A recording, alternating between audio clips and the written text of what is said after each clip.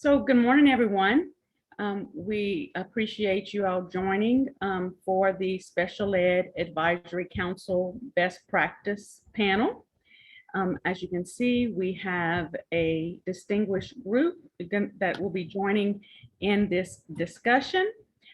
I am, instead of me introducing you, I'm going to ask each of you to introduce yourself and just let us know your name, what your role is on the Special Ed Advisory Council or in your district, and also what school district you are a part of.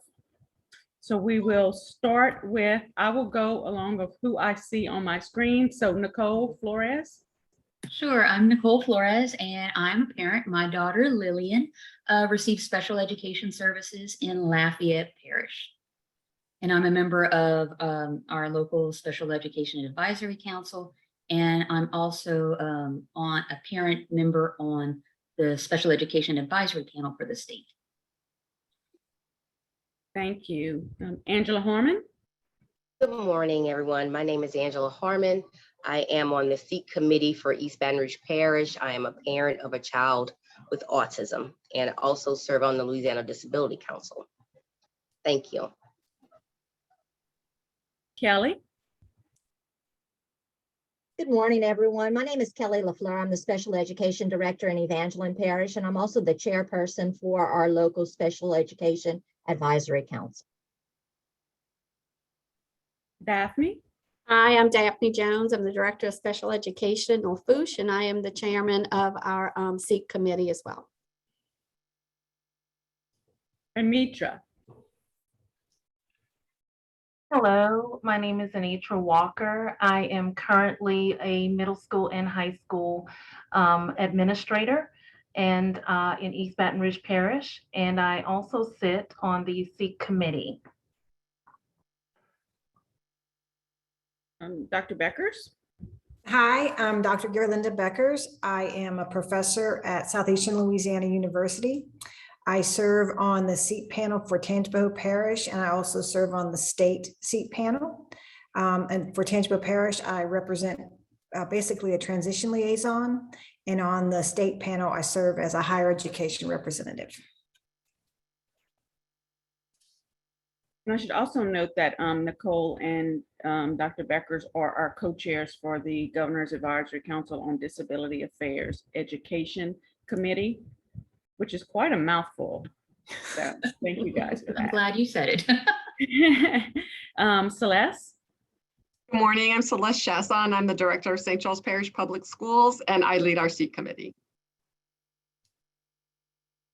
And Dana.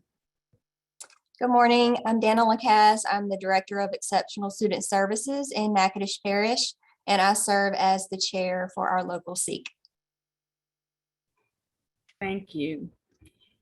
And so next what I'm going to do is just give a very brief history of local special education advisory councils. And that was, they were established in 2019 by legislation, and I'm kind of going back and forth, but by Senate Bill 158, which became Act 274. And so that was whenever the local special education advisory councils were established. And the premise behind it was really behind special education advisory councils is for schools and parents and educators across the spectrum in our school to be able to collaborate. There, of course, when that bill went into effect in 2019, within the first probably 6 months or so of establishing that, you all know that we unfortunately had COVID. And so that has really created some barriers for the implementation. But also the legislation had a few things that needed to be worked out, that it was identified that just needed to be a little bit more flexible with the membership, and also allow for more consistency and also transparency. So there was another bill that was filed this year, which became Act 576, And that bill, I think, helped to establish those things that I just mentioned. And so that's going to be what our discussion is going to be about. And the members of this panel are just going to share some of the best practices, either that they have implemented since 2019 or that they hope to implement with the new legislation, and also with us being hopefully pretty much over COVID, knock on wood, or at least being able to go to school in person. So with that, I'm going to go to our first question, which is, what is the makeup of your SEAP? Like the numbers, the roles that are represented, as well as recruitment strategies. And then if you want to just talk about what, if you had any challenges with recruitment and how you're addressing them. And so we'll start out, I'll go backwards. So Dana, if you want to go first with that. Sure. So our SEAP in the past and the upcoming SEAP for the next school year, we have 8 team members. 4 of those are parents to meet the 50% minimum. And then we have 2 community stakeholders. One is a representative who works at a university, and the other is active just in the local community with different nonprofits. And then we have 2 school representatives. So we didn't really have an issue with the application process as far as getting interest. We did have a lot of interest this year. However, one of our parents is an employee of the school district. So with the newest changes, we will have to reopen those applications to find a parent that is not affiliated with the school system. So Dana, so that parent that is also an employee, will she be able to remain on the council? She can't count as the parent. She would count towards being the employee, correct? Right. Yes. Okay. Thank you. Celeste? So we have 12 members, 6 of which are parents, 3 are parents and employees, 2 are employees only, and 1 is a community stakeholder from the ARC.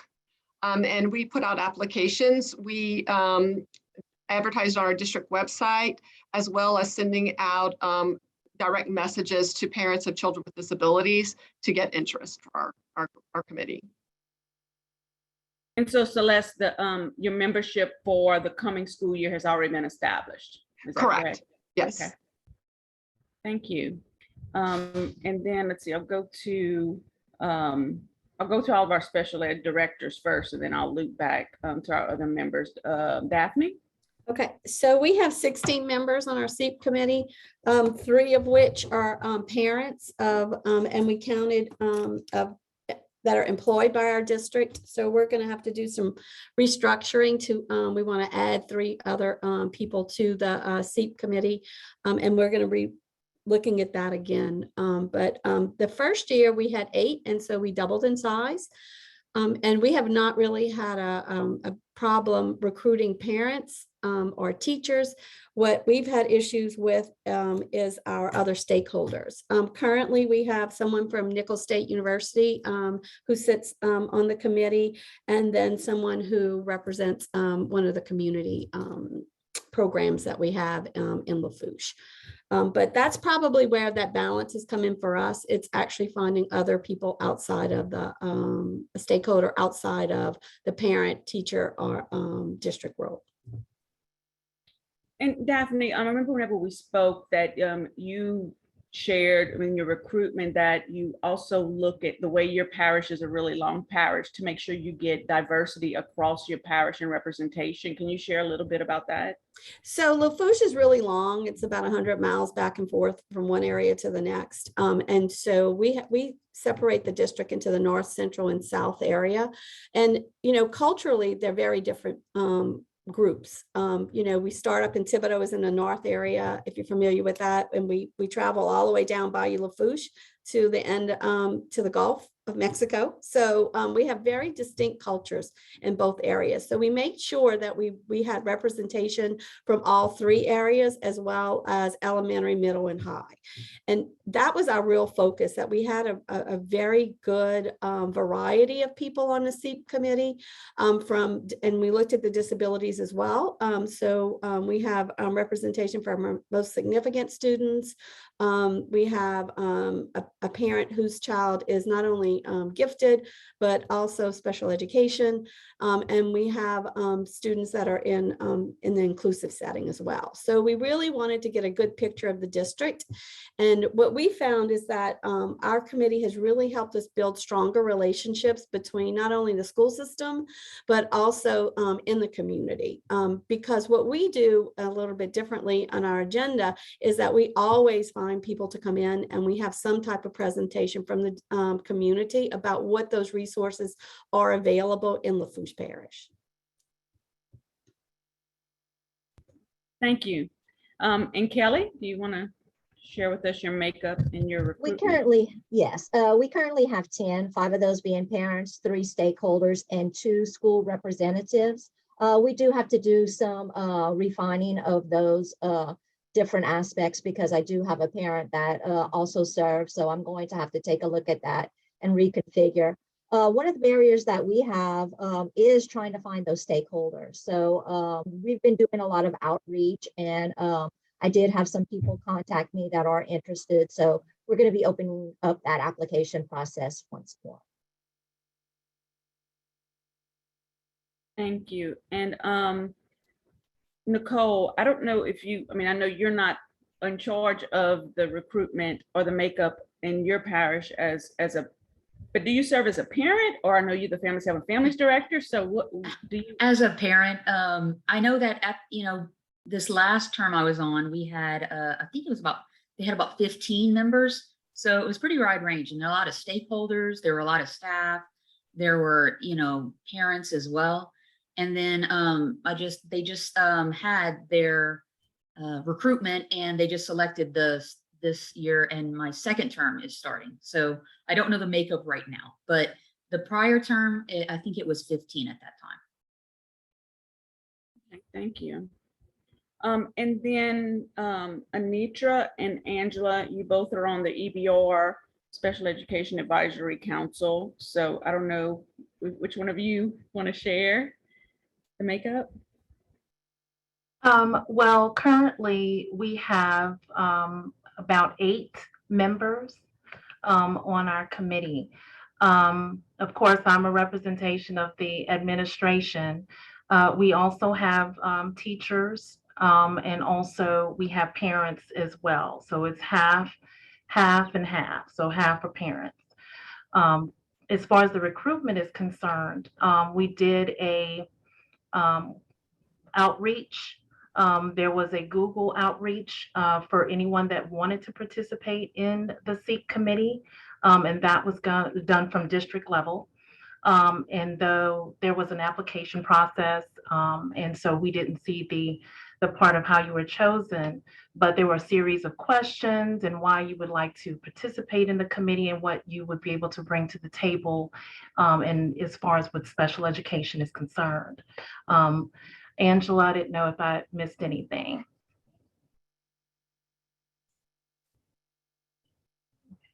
Covered everything.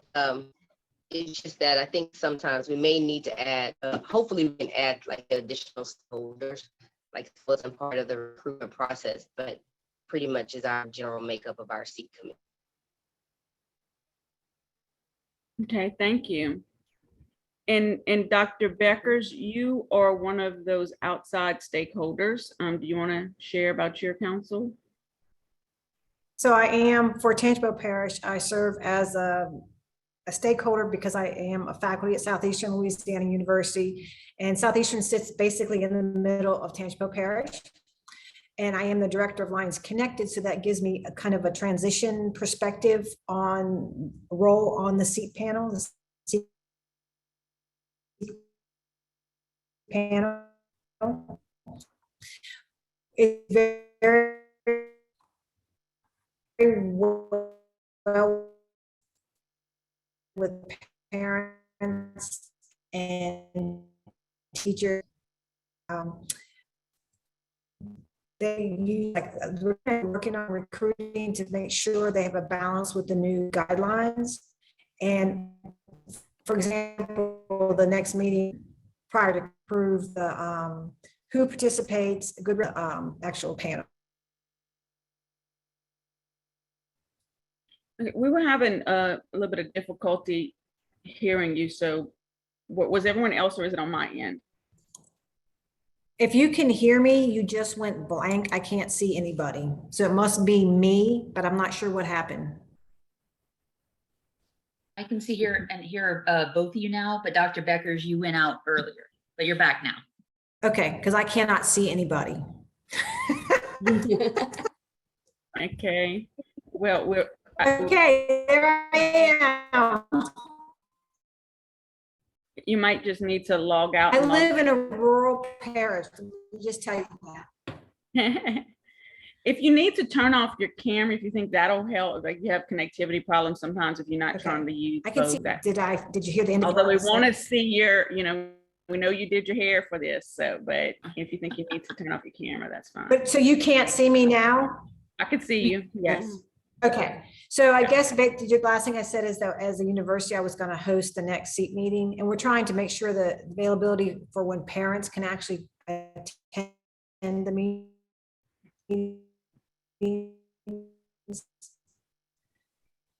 We're losing you again, Dr. Beckers. Yeah, we're kind of losing you, but I think you're just trying to see whenever parents are, figure out when it's a good time to meet, is what I think I heard. And we have a comment from Kelly Monroe with the ARC of Louisiana, and she said if y'all are ever looking for community members, the ARC would be happy to participate, and they have organizations across the state. So and Kelly put her number in the Q&A. And I'm sure any families helping families would be glad to participate too. Right. So how far in advance do you schedule your SEAP meetings? And then like what days and times do you have them scheduled? Is that kind of set in stone for the year? And also, can SEAP members attend in person and virtually? And lastly, what are the policies for public, non-SEAP members attending and participating in the meetings? I know that was a lot of questions, so I can repeat if you guys need. I will start out with Kelly. Can you go first? Sure. We try to plan strategically throughout at the end of the school year so that we know when those meeting dates are going to be for the next school year. So we meet 3 times a year, and we're going to probably bump that up to, I'm hoping this year, 5 times a year. But we have that set in place. We have that after the board meeting, which is on a Thursday, and we typically meet about 5 o'clock. We may get together and plan some different times so that we can accommodate everyone. And yes, we do offer the Google Meet as well. They can log on and they can join our meeting. And it is open to the public, so whoever wants to attend can attend. We typically have informational. We do have Families Helping Families that comes out and does some presentations for us. And we do spotlight some of our programs in the parish. We do have our work-based learning that has come, and they did a presentation, as well as assistive technology. So one of our goals is just to push out that information so that the parents and the public knows the various opportunities that we are affording to our students in Angelo Parish.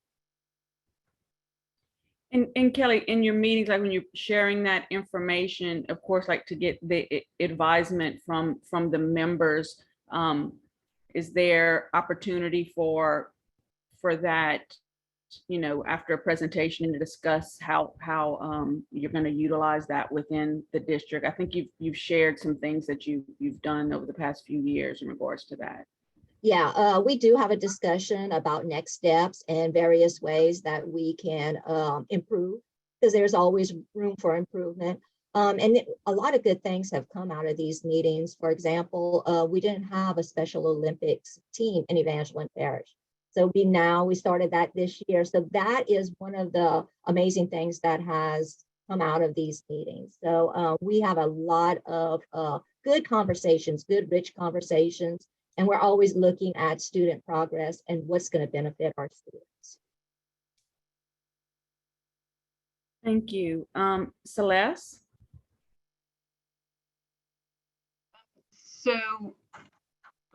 So we schedule our meetings at the end of every year so that we know our SEAP committee decides when those meetings are going to be.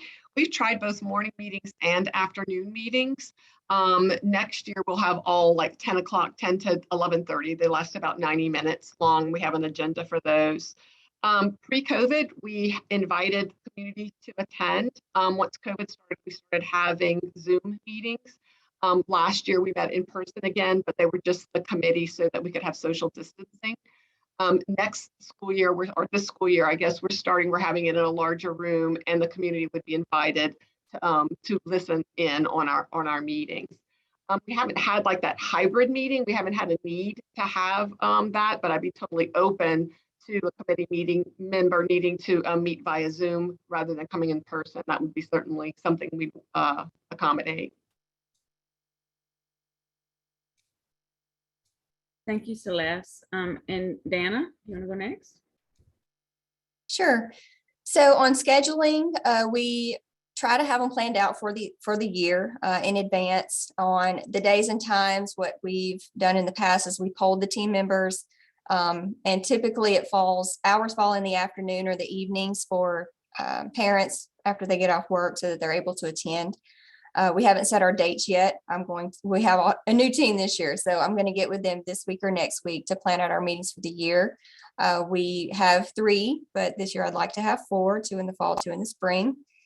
They are open to the public. We publish the information on the website, on social media, through the schools. The public's welcome to attend. If there's anything that community stakeholders who aren't on the committee would like to share, we have kind of information on the website where they can connect with a SEAP member that they may know for that person to share the information on the agenda. Next year, I would like to, well, let me back up. During COVID, we were all virtual, so there weren't any in-person meetings and our meetings were recorded. So moving forward for next year, I would like to go back to that, to have the meetings recorded for our members who may be unable to attend, or just, to have to go back and reflect on. Yeah, thank you so much. And Daphne. So our new panel starts in January, and that's when we plan our meetings for the year. We schedule 4 meetings per year, just so that if we have a cancellation for some reason, we've not had a quorum for a couple of meetings during COVID. So we always throw in that extra meeting that we meet the requirements of the law. And so what we do also is send out an agenda 2 weeks prior. I'll start with some items on the agenda, and then we'll send it to all SEAP members so that they can add any item that they wanted to the agenda. We also have the meetings at lunch. We found that was the best time for everyone, somewhere between 11:30 and 12:30. Usually it lasts an hour. I say that our actual meeting lasts an hour, and we go through all agenda items, and then conversations happen for about 30 minutes after, because people are a little reluctant to leave, but it's the close of the meeting. So we do that. We do it as a hybrid model. So we have in person, and we've had all the way through COVID, as well as sending out a Zoom link for our members. And I could see from like Daphne, as we talked about earlier, I mean, you have a really large geographic parish. Dana has a large geographic parish. Celeste, I know her parish is split. So I can see where the accessibility, now that we all know how to use virtual options like that, really should be able, at least be an option to get people to be engaged, even not just parents, but even, your educators and your staff members. Absolutely. We've had people, it's open to the public, it's open to all the employees as well as the administrators in the district. And we've had some come in and out through the years. We've had different members attend. And what we do is we ask that anybody who wants anything on the agenda, they go through their SEAP member, and then they'll place those items on the agenda. And we've been successful. I mean, a couple of times we've had outside agencies asked to come in and they've gone through those SEAP members. So, you know, I guess the most important thing is that what we've done with our members, because we're on our second round, and some are experienced members of the group. And so they have become really my strong outreach people in the community. And I think that's been one of the most positive things that have come out with the SEAP, is that we really have people who can now speak more to parents and community members and other stakeholders about what we actually do and what special education is really all about. Thank you. And Anitra, do you want to share a little bit? Sure. So our meetings are pretty set. There was a poll of all members to see when they were available. So we are meeting 3 times a year, and everything is posted on our site.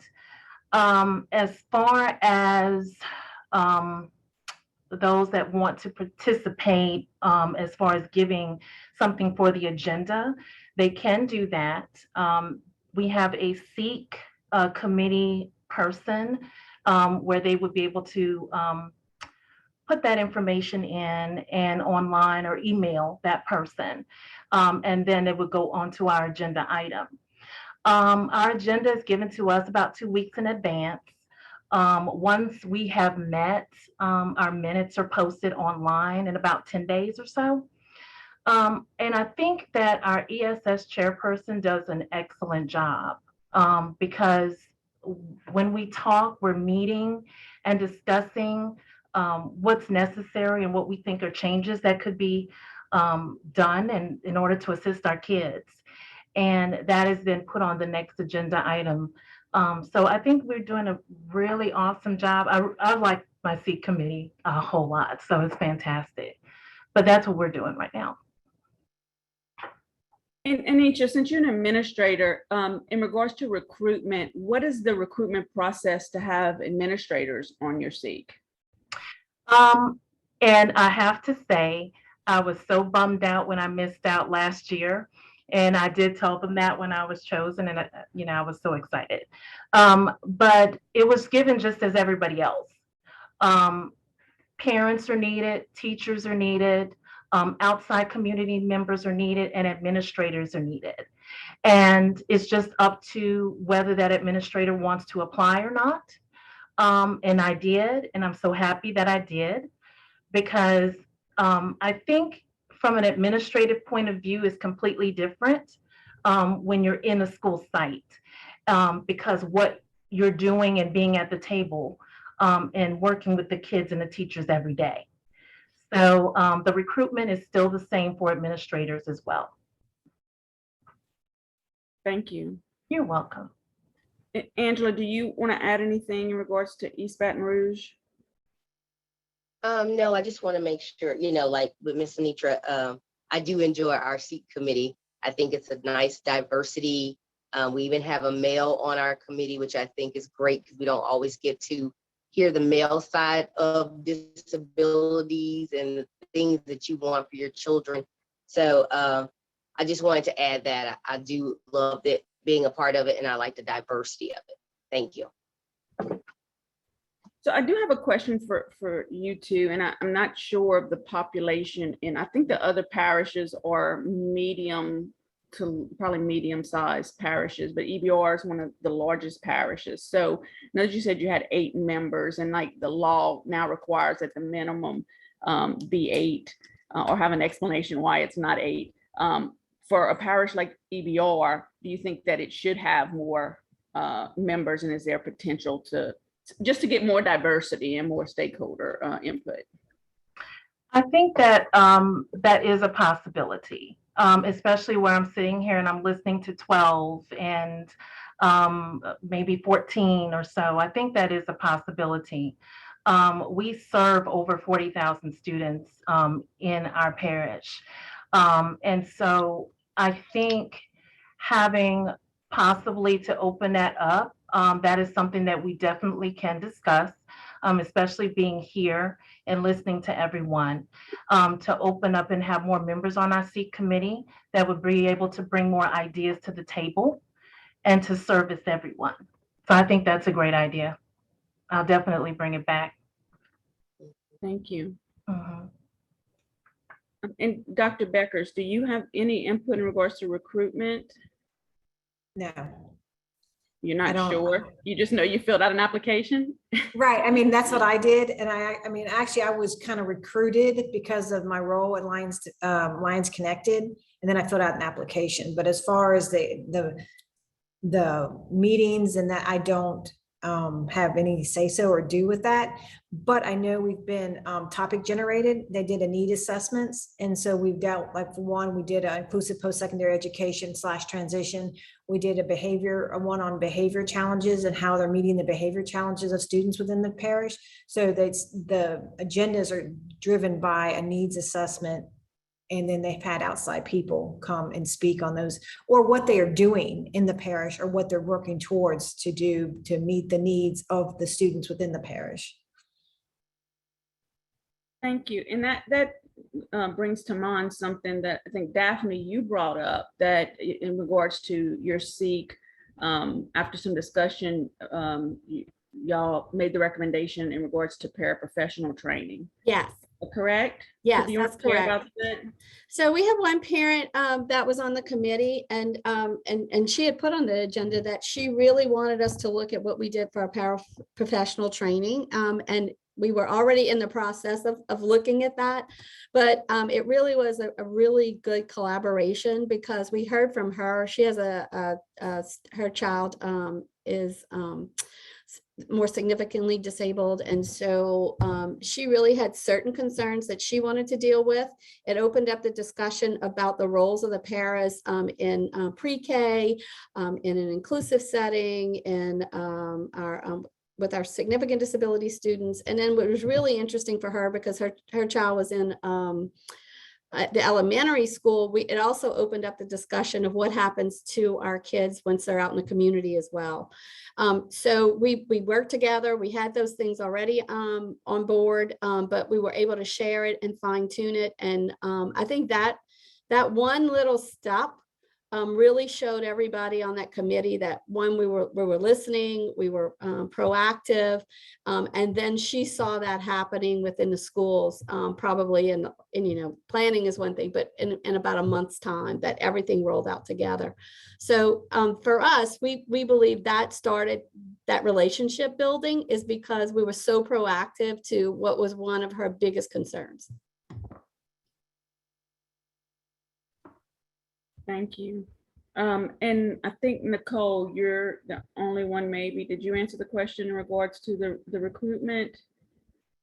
Yeah, and like I said, like Dr. Beckers, I don't know the back end of it like that. I know a lot of it has been like word of mouth, posting on the website, trying to get people involved. And they just, like I said, they just finished their application and their process for the new one. So I don't know I think it's important, especially with the changes. And now where you could have I think it's a self-advocate now, you can have serve on there, a high school student, with the changes. So I don't know the back end, but I think that's important. Do any of you guys have self-advocate on your SEAP? We don't, but I'm very excited about that prospect of adding. I have a few students in mind that I think would be great to add to the committee.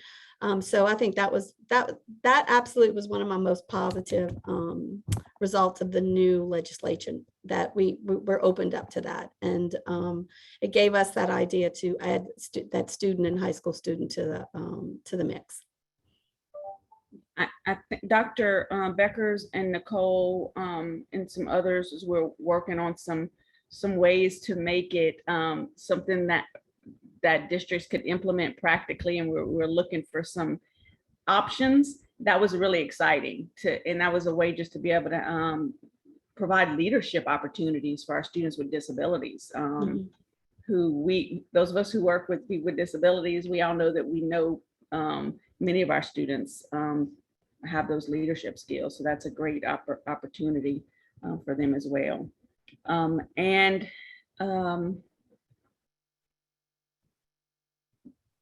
Some of you spoke about this, but what are your strategies for developing the SEAP meeting agenda? I'm just going to open it up if you feel like you didn't share, want to share a little bit more about that. So prior to a meeting, I'll send out an email to all committee members asking if they want to put something on the agenda.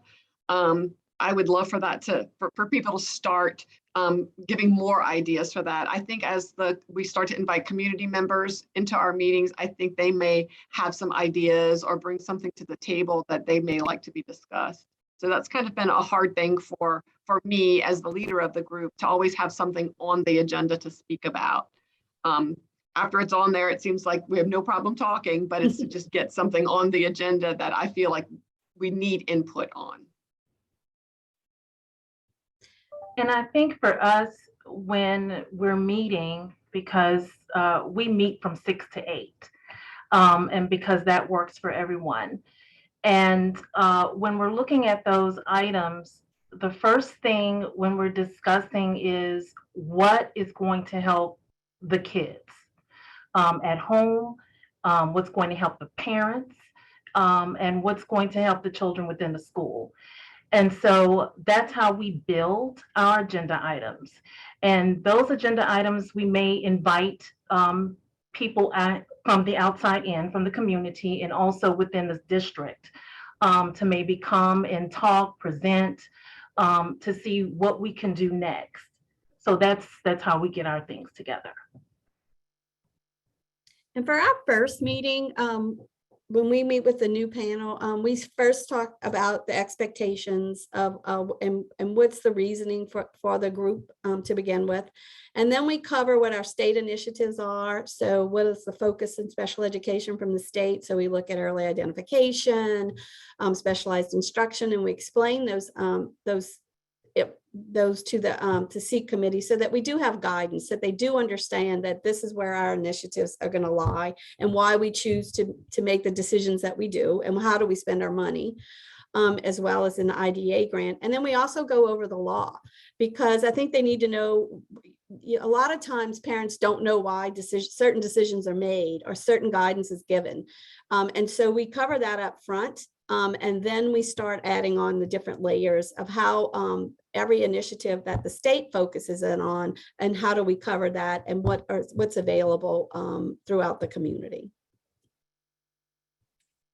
I feel like we do similar things to like Celeste and Daphne mentioned. I send out an email ahead of time to the committee members. What would you like to see on the agenda? Do you have any concerns? What are some topics you'd like to discuss? And then we also mix that in with like some non-negotiables and explaining, the legal side or why we're doing certain things in the parish to provide, more transparency. And I think since the development of, the local SEAP, that's probably the positive takeaway for me, is that we've been able to provide all that transparency to parents and community stakeholders about the special education practices in Natchitoches Parish. A lot of times it's, well, you're not doing this. And we're like, yes, we are. Or we think we need you. And they're like, we tried to reach you. So it's been a really good, forged increased collaboration. So maybe it was that little piece, maybe it was SEAP that has kind of helped us build on that collaboration piece and partnership. Thank you, Dana. Anyone else have anything in regards to that, developing the agenda? I was just thinking, it goes back to like the purpose of what the SEAPs are created for. And it's about parents being able to understand and figuring out the gaps and connecting them to resources. But if we figure out on a local level, like what our kids need or, what we might work on, then when we go and it's reported up to the state level, it's reported to SEAP, and then SEAP can maybe add it to the agenda. but that goes directly to LDOE and Bessie to advise them.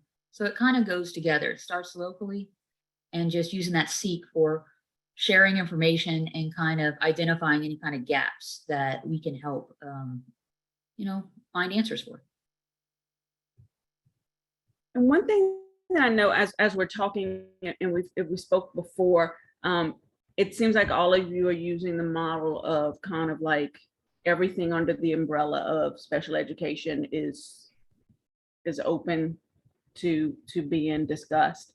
But there's nothing in the law that says that the Special Ed Advisory Council can't be very focused, and it can be very focused on an age group, your pre-K, your middle school transition, high school, to post-secondary, or even focusing on a certain feeder school model and develop best practices. Whereas sometimes if you think that the entire parish, it may be too big to see any type of impact if you're just trying to talk about every type of thing.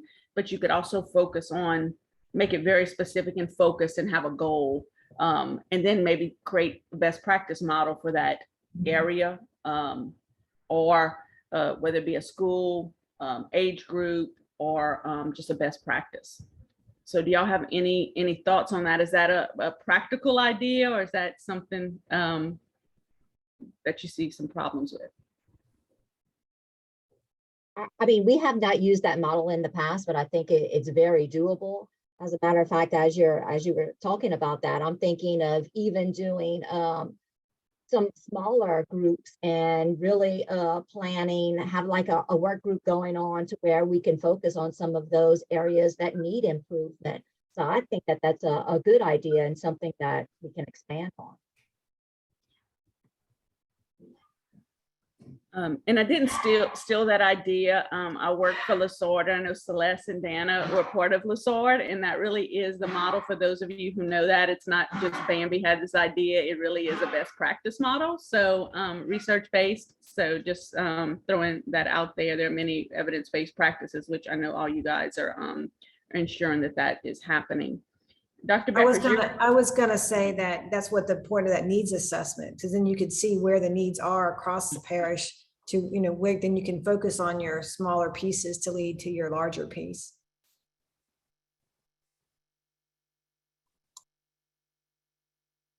I'm muting myself. We have a question. I think that some of you may have answered that, but are the SEAP meetings are posted on your websites? Is that correct? So that people can see when the meeting times are and that type of thing. Okay. Yeah, we send out Bambi on websites, Facebook, and then we also send to all email users in the district, and it's also posted at the schools. Okay. And of course, our favorite, Mr. Charlie Michel said, thank y'all for talking about men, because men do have perspective on children with disabilities. So we appreciate his input, and that is part of the diversity. Unfortunately, we did not meet that standard for this session, and it is noted.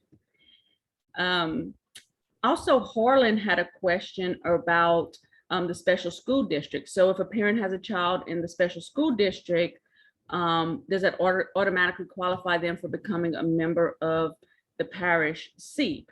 And so I guess I don't understand. I thought a kid was either a student of the special school district or a student of their parish or somewhere else. I didn't think that a student could be dually enrolled. Could someone speak on that? Does anyone know the answer to that? We have students transfer from special school districts, like, for SER jurisdiction purposes. So I didn't know that. I mean, it may be possible, but we've never had any dually enrolled. Okay. We haven't either, but each of our charter schools have their own SEAP committee as well. So Okay. I would think that it would be wherever your child would be registered.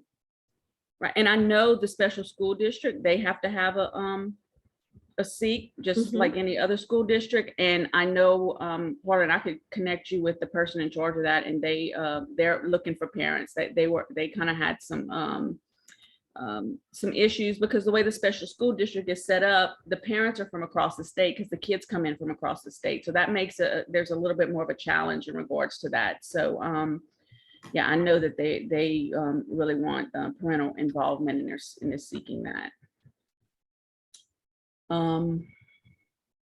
Let's see, we also had another comment from Jim who says, you hear a lot about people who look like me as role models. How are these committees and districts involving positive disabled role models in their program? He said, I never met a blind person until I went to college.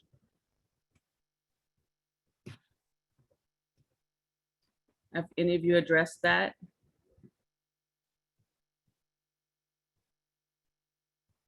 Okay. I think, well, I can say that that probably would be relate to the recruitment. Yeah. And making sure that the panels represent their districts and what their districts represent.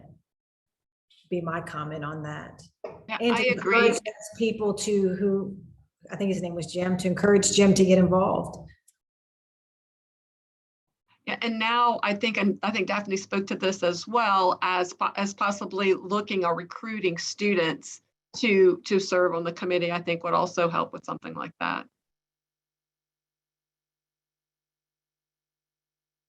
And then Julie had a question. Is there anywhere one could find a listing of meetings for all school districts in the state, or is it just shown on the individual websites? In regards to the meetings, that would just be on the individual websites, but the new law requires that the annual report of the Special Ed Advisory Council be published on the website and on the LDE website. So previously, the annual report, in the previous law, the annual report was just submitted to the superintendent. Some had it, some districts had it, accessible on the website, and some didn't. But the annual report will be accessible on websites, but the meeting notice, I think for most, is on the district websites, correct? Correct. Yeah. And just so we can kind of go into that a little bit in regards to the requirement for the annual reports. I know that we kind of talked about that, and we talked about that districts do not need another thing to create. And so I would like to hear from you guys. What are your suggestions to have transparency and meaningful information sharing? And in regards to your annual report, what are your suggestions for that? Well, our minutes are pretty thorough from each of our meetings. So if we could figure out a way that we would just have an overview of what actually happened within that year and then attach those minutes, I think would be easiest for everyone. Because, like we said, we have a lot of stuff that we're responsible for, and you'll have a variety of different reports from different districts too as well. So one of the suggestions we talked about with Bambi when we were previewing this particular presentation is to keep it as simple as possible, because I think your meat and potatoes are going to be in your minutes. I mean, it's what we do. It follows the agenda, and then you would also know exactly what took place during the meeting. And just have a basic recap at the beginning. So you know it took place, you know when it happened, what were the highlights. And then if people want to dig a little bit deeper, they'll have those minutes that should give enough information of how active and what was actually done during the meeting.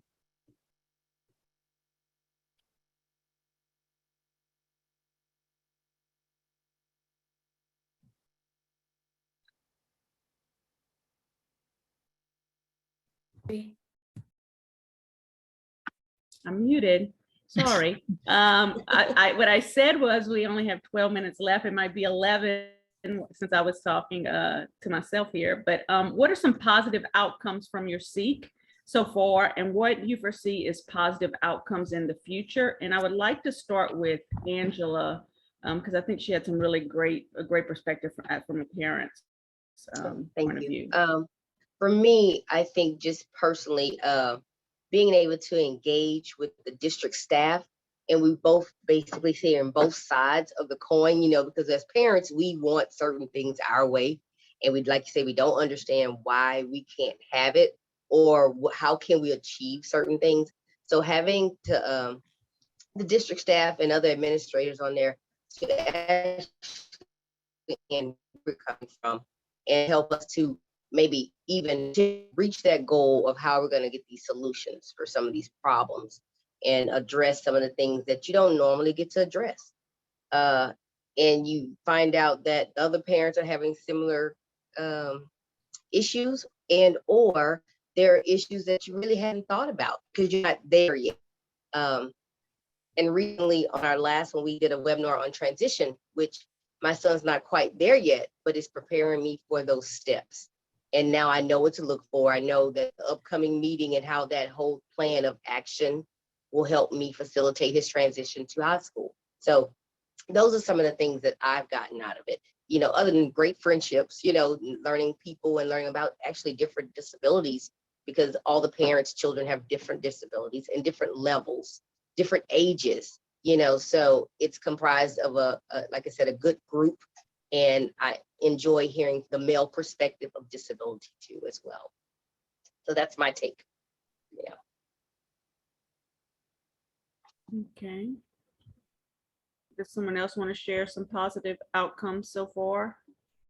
I can speak again from being an outside person representing the university. It's letting the district know what we have to offer and what the different insights, because I'm not a parent of a child with a disability, but I educate educators who educate students with disabilities. So, you know, what we're doing to work to promote best practices and what we can offer from the university perspective that they might not have in a district or certain schools. So I think that's that lines of communication and those expertise and skills outside of the group of people who within a district or the parents. Because, you know, we can provide training or a paraprofessional or parent advocacy, we can do that, or student advocacy.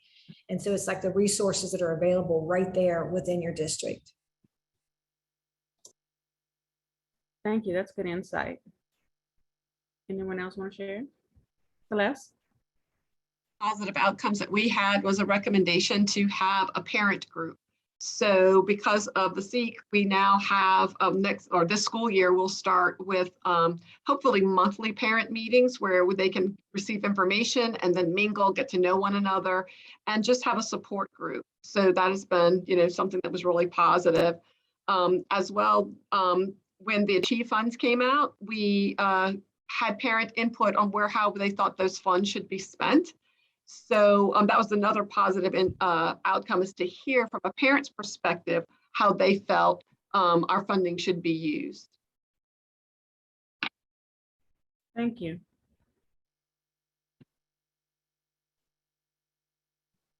Daphne, you're unmuted. You're Oh, there. am I muted? Oh, there you go. Oh. Oh, you're unmuted. So I'm I'm unmuted. unmuted. So I really think what's come out for us has been the relationship building between teachers, administrators, parents, and the community. That's been a really strong point. You know, it's interesting when you look at who applies. Sometimes it's because they've been through some things at the local school level, and then, you know, we have some IEP meetings that can get a little contentious, but it's about that knowledge and building, understanding that that we're working together. And what I saw with some of the new applicants that came in and some of the new members is that I've already built a strong relationship with the previous members. And that first meeting that we had, you could start to see that trust coming back together because they saw it with other parents.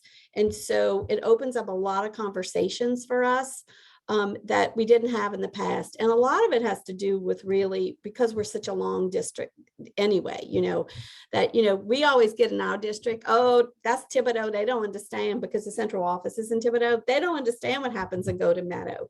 But just having the same people in the room and feeling comfortable to be able to have those conversations has been the biggest impact for us. Yeah, I mentioned earlier, you know, the transparency for parents and community stakeholders, I think has been a positive take for us, but it also, I think it gives parents an opportunity, you know, a voice and an active role. in a safe space so they can be, I don't know. I mean, I'm an administrator, but I'm also a parent. So I think it gives parents that extra outlet to have a voice. Thank you. Anyone else want to share?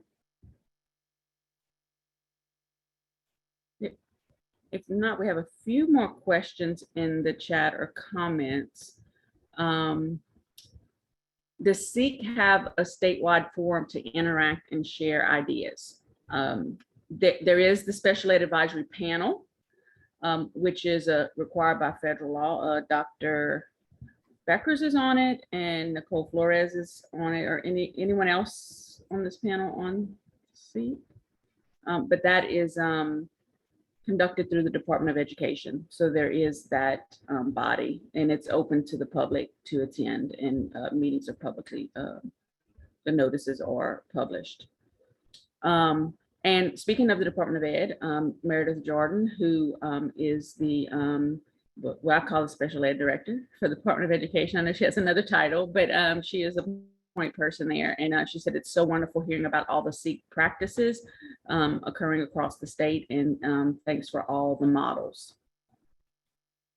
And then Harlan says, has anyone ever explored the idea of having the special education departments for all parishes as members of the special school district? Would that be helpful in providing guidance and resources for the students? Now, if anyone has an answer to that, I know there's collaboration, but I don't have a direct answer for that. Does anyone have an answer? Okay.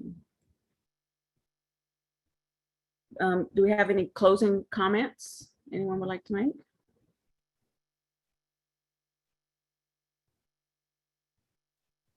Hope that everybody checks out their parishes or LEA's website for the Special Ed Advisory Council meetings, and they can get more information there. Yeah, I think that's really the next step, right, Nicole? So we were able to get this law that we think provides more transparency and more flexibility. But like with any law, it takes the people to ensure that it's being enacted in a way that I think all of us want it to be meaningful and have positive outcomes for the students, their families, the educators in the school system. And so it really is now up to us, the individuals in the community, to ensure that our parishes are implementing in a way that's meaningful. So if there's no other comments, thank you guys so much. This has been a great session. Appreciate all your work, and good luck in the school year, which is like right around the corner. So thank you guys so much. Thank y'all. Thank you. Thank you. Thank you. Bye.